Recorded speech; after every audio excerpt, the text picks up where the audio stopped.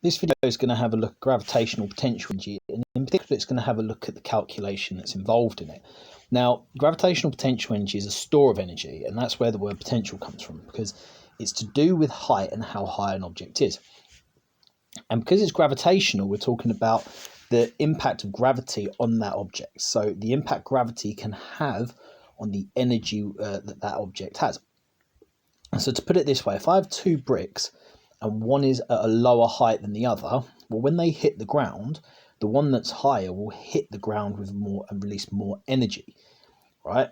And that's quite an easy thing to visualize. So it will hit the ground harder, more energy will be released. Similarly, if I have a brick and I have a feather and I drop them from the same height, the brick will hit the ground with more energy than the feather. And that's because it's got a greater mass.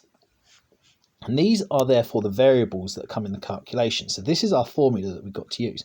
So it's quite a straightforward formula to actually remember, because it's three factors and you just multiply them all together. So the energy, the potential energy for gravity is the PEG. You've got M for the mass of the object measured in kilograms. G, which is the gravity. Now, most of the time that's going to be on Earth. So it's 9.8 meters per second squared. But the exam board tend to accept 10. So it's multiplied by 10, and then this delta H, so that's to do with the height of the object. Now this triangle here is the Greek letter for delta, it's the capital letter for delta, and we use it in maths to signify change. So this is the change in height. Now normally at GCSE this will just be height, okay, but if you get a higher level question, it may be that, you know, it starts at 10 meters and stops at 5 meters. So actually the change in height is 5 meters, not 10 meters. But the majority of the time they'll just give you one value. So you then multiply these three things together. So this is the change in height.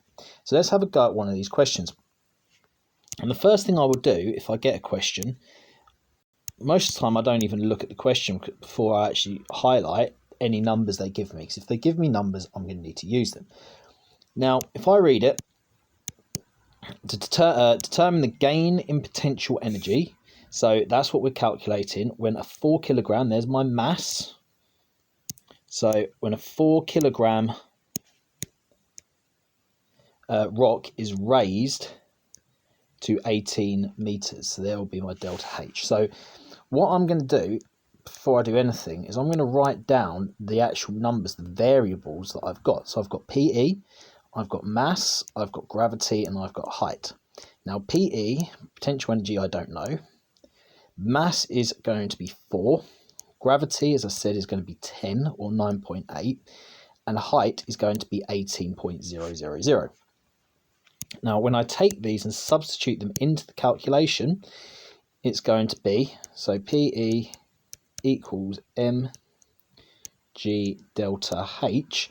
Well, that's going to be 4 times 10 times 18. And when you put that into a calculator, it comes up with 720, and the unit is joules.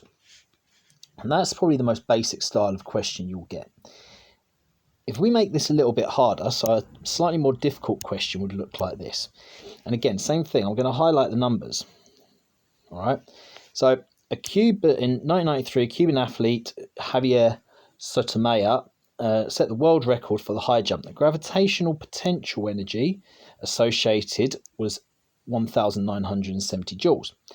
Sotomayor's mass was 82 kilograms. How high did he jump? So we need to substitute those numbers in. We're going to do the same thing. We're going to write down the values that we've got before we do anything. So PE, M, G, H. Okay, so the energy, the potential energy is 1,970. The mass is 82. The gravity is 10. And the height is what we don't know.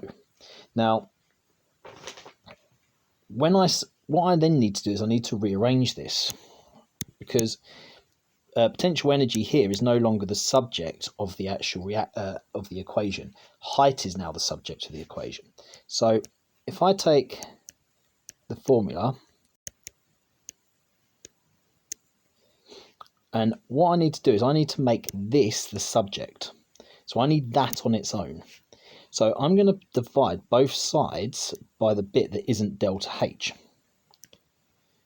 And what happens is the mg on, above and below cancel each other out, which means that my calculation that I'm going to use is the h, the height that we're looking for, equals the gravitational potential energy divided by the mass times the gravity.